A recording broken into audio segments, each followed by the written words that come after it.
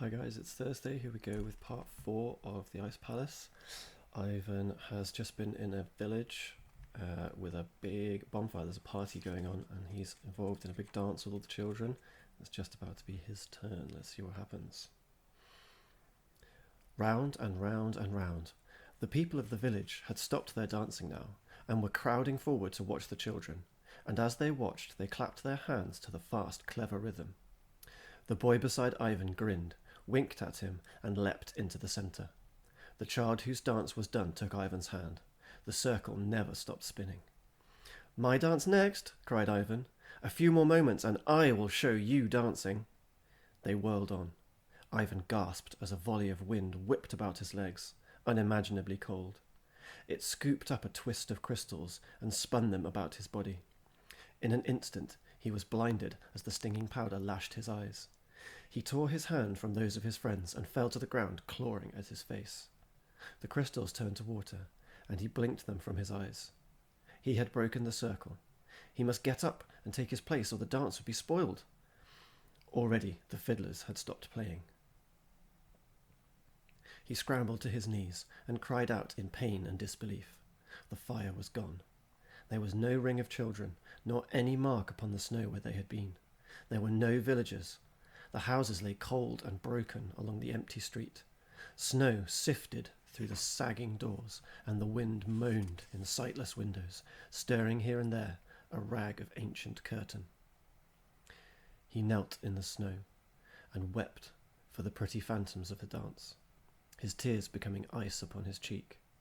And when at last the crying stopped, so that he could see again, he saw before him a great black hole in the place where the fiddlers had been. A well, a deep, deep well, with smooth sides and black icy water far down in the bottom of it. And he knew that if his turn had come to dance, then that black water would have closed forever over his head. He got to his feet, shuddering, backing away from the well. Was it possible? They had been so beautiful. They had befriended him and had made him one of them. Would they have led him to the brink of the well? Would they have let him fall? He stood there, forlorn in the broken village. The wind blew round him, and there was laughter in it, and he knew. He turned and ran along the silent street that had no footprint on it but his own, past the last house and out onto the moon-washed slope. His feet sank into the snow, and his lungs were bursting, but he did not stop until he topped the slope and plunged deep among the black pines. There he found a snowdrift, burrowed into it, and cried softly till sleep came. He set out the next morning weary and sad. He felt even more lonely than before. It seemed to him that he had no friend in the world. There were only enemies out here in the wilderness. His bread was almost gone. There was one piece left, but he dared not eat it, for he did not know how much further he had to go. He had not walked far, when turning to look back he saw something moving, far away between the snow-laden trees. At first it looked like a whirl of snow crystals whipped up by the wind, but as it came closer he saw that it was an old woman in a grey sparkling shawl, which flapped about her as she came. He waited. The old woman came slowly, bending down now and then to pick something from the snow. When she came near, she straightened up, gazing at Ivan. Strands of her hair whipped across her face like sleet, but she was smiling. Ivan took off his mitten, put his hand into his pocket, and pulled out a crust of bread. He held it out to her. "Old woman," he said, "it is cold, and you must be very far from your home. Share my bread. It will warm you a little, perhaps." The old woman shook her head. "You are kind," she said gently, "but I do not need your bread." Ivan did not understand. "Old woman," he said, "what did you do when it was night and the wind howled like a hungry wolf?" The old woman smiled. "You are a good boy to care about an old woman like me, but I am not an old woman always. Sometimes I am an icicle, or a bear, or a spruce tree.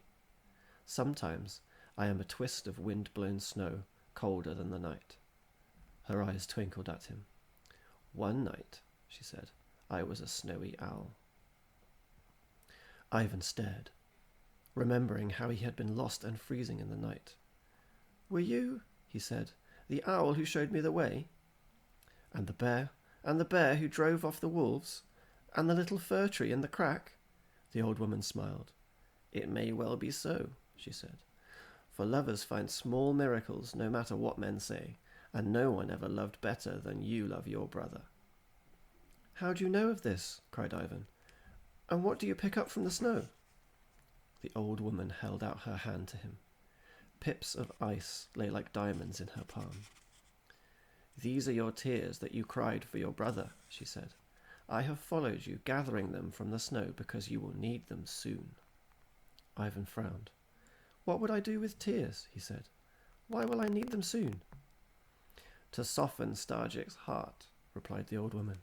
"Here, take them." And she tipped the icy pips into Ivan's hand. Ivan gazed at them. "I do not understand," he said. "What am I to do with these tears?" The old woman became grave.